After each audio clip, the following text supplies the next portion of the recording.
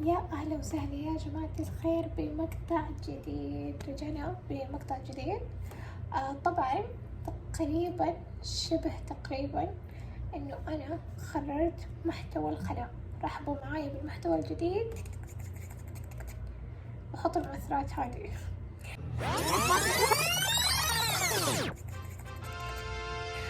محتوى التقييم.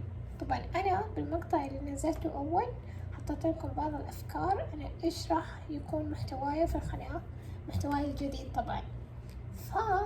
فتقريبا انا جلست مع نفسي وفكرت مع نفسي وقلت خلاص من اليوم رايح حنصير مقيمين. طبعا حتقولوا مين طلب تقييمك، مين طلب رأيك؟ انا، انتم ما لكم دخل.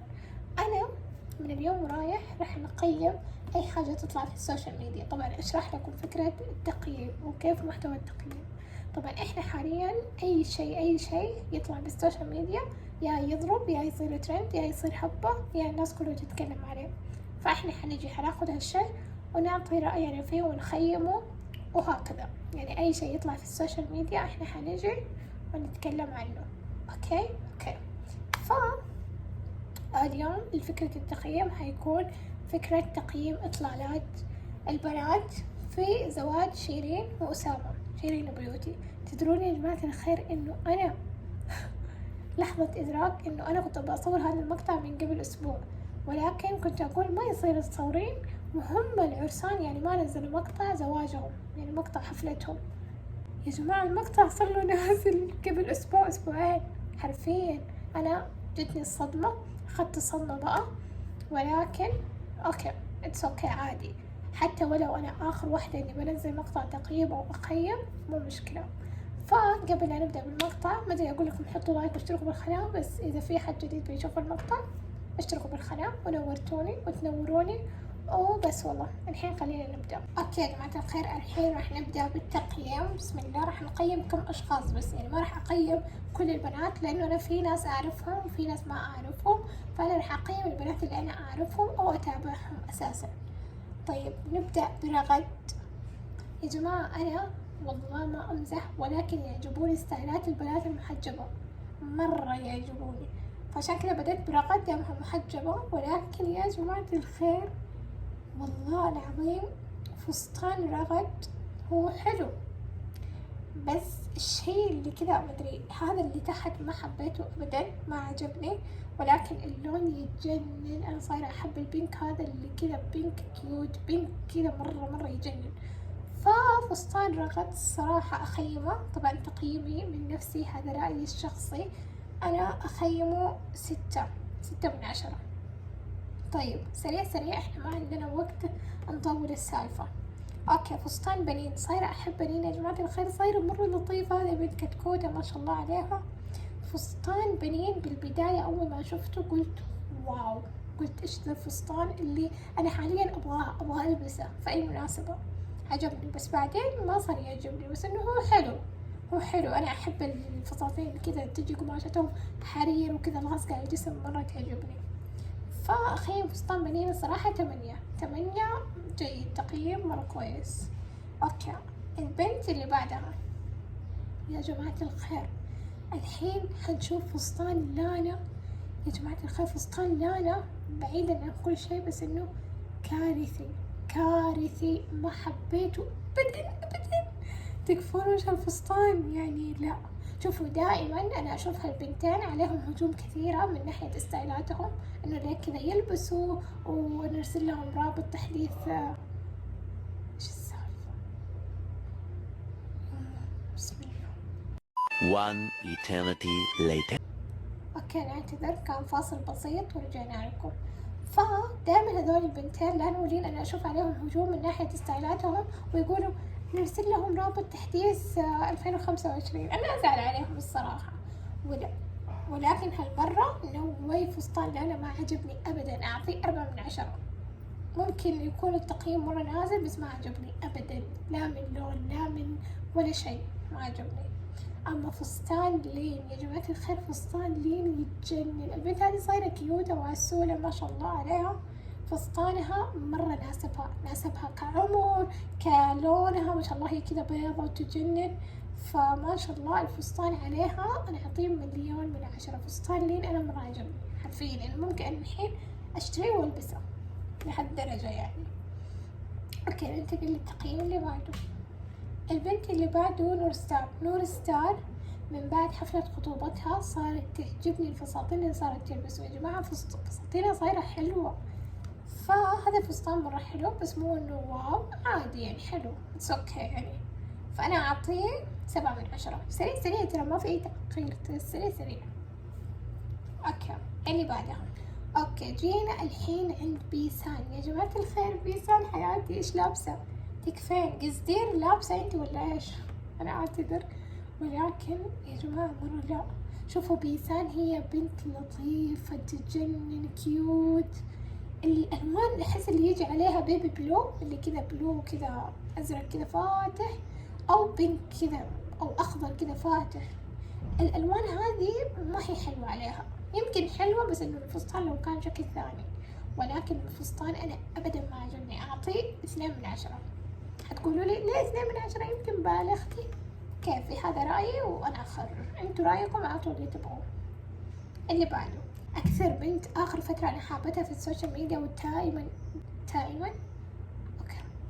دائما اتابع لها مقاطعها يا جماعة الخير، هي آياتي. آياتي بنت، انا اليوم مدحت البنات اكثر من اني امدح الستايلات، ولكن آياتي يا جماعة تجنن كأسلوب كمحتوى ككل شيء.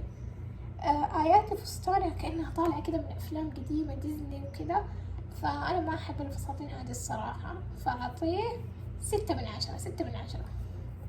أوكي اللي بعده. جينا الحين لأخوات العروسة. نارين أول مرة فستان لها يعجبني، عجب بشكل مو طبيعي، عجبني مرة.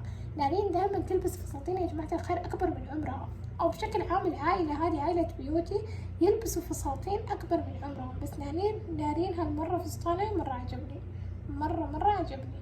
أوكي الحين نجي لأختها اللي هي سيدرا يا جماعة الخير فستانها عادي بسيط جدا وعجبني، والشي هذا القماش الحريري اللي عليه تحت ما كان حلو، بس انه اوكي هو حلو عادي، فستان جدا بسيط.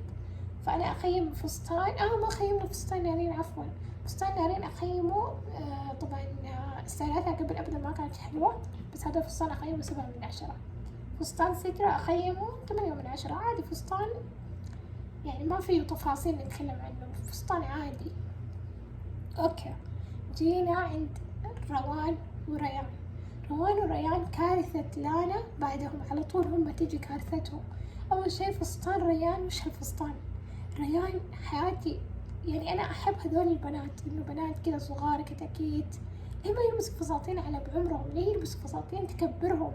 ما عجبني أبدا. روان حقها عادي، بس في فصوص وفي أشياء زايدة عن اللزوم، تومج يعني الفستان ما حبيت. ريان فستانها فوق ما انه تومج وعنده عليه ترحة يعني هنا في رقبتها، ما حبيت ابد، ما حبيت. اقيم ريان فستانها 4/10 برضو، وروان 6/10. عادي روان حقها اوكي، بس انه في فصوص واشياء تومج يعني اشياء ما له اي داعي. اوكي ننتقل للشخص الاخير. الشخص الاخير حتكون العروسة، طبعا حنقيمها تقييم لحالها كذا لانه حيكون ختامها مسك. اوكي حاليا جينا لفستان او اطلالة العروسة. شوفوا صراحة تعالوا نتكلم نجي شوية ونتكلم مع بعض انه تسريحة شيرين بيسك يا جماعة الخير. تسريحة شيرين بسيطة بشكل مو طبيعي، بسيطة جدا. يعني انا اعرف العروسة لازم في يوم زواجها تفجرها، يعني هذا يوم العمر وهذا ليلة العمر، لازم تفجرينها يا حبيبتي. انت ما ينفع انه تسوينها التسريحة. ما اعرف التسريحة هي دارجة ولا ايش، لانه اخر في الزواجات قاعد اشوف التساريح هذه قاعد تكثر. فشوفوا شيرين تسريحتها ما عجبتني، معليش يعني انت عروسة لازم تسوي تسريحة تفجعنا، احنا ننصدم ما نتوقع منك، فعلا احنا ما توقعنا التسريحة يعني. ففستانها برضو احسه كذا فستان عادي يعني، عرفتوا؟ انا احب الاشياء التومج، احب الاشياء المبالغة انا. يعني كأنك عروسة، فأحب العروسة تكون مبالغة في لبسها، تسريحتها، مكياجها، حتى مكياجها ناعم. هذا حبيبة المكياج اليومي اللي أنا أسويه حرفيا. صح إني أنا ما أسوي مكياج بس إنه أوكي، ولكن إنه هذا المكياج مكياج بسيط جدا. الميك اب جدا بيسك، التسريحة بيسك، الفستان اوكي، الفستان يمكن يشفع لهم هم الاثنين، فنعطي اطلالتها كامل. طبعا الخليل من التفكير 8/10، 8.5/10. ليش النص؟ والله ما ادري، بس اني قلت كذا يعني انه حنكة يعني بزيد نص. فكذا دقيقة، باقي احد سوري، باقي احد. صح اني كنت ابغى تكون العروسة ختامها مسك، ولكن لازم نقيم اطلالة سارة الورع يا جماعة الخير. سارة الورع انا من الناس اللي ما اتابع بنات مشاهير او اليوتيوبر المشاهير، ما اتابعهم الصراحة كثير. فسارة الورع من البنات اللي انا اصلا ما اتابعها، يعني نادرا كذا اشوفها. سارة الورع اول مرة تعجبني اطلالتها، بس ميك ابها ما عجبني لانه كذا كان مدري هي مسوية تان ولا ايش، كانت سمرة بزيادة عن اللزوم. بس اطلالة سارة الورع ممتازة، اطلالة يعني هي اكثر اطلالة حلوة ومميزة عن باقي البنات، فاقيمها 9/10. فسارة الورع تتصدر تقييمها. نسمع صفقة لو سمحتوا. اوكي يا جماعة الخير، كنت ابغى اختم مع اطلالة شيرين، ولكن قيمناها مو مشكلة، بما انه سارة الورع كانت هي التقييم العالي فختمنا الحلقة فيها. اوكي يا جماعة الخير، كذا نكون وصلنا لنهاية المقطع. اتمنى يكون مقطع خفيف لطيف عليكم. فإذا في أي أحد جديد كذا جو على قناتي فنورتوا يا إخوان، اشتركوا بالقناة وحطوا لي لايكات وأشياء حلوة وتسعدني. وبس أشوفكم بالمقاطع الجاية. باي.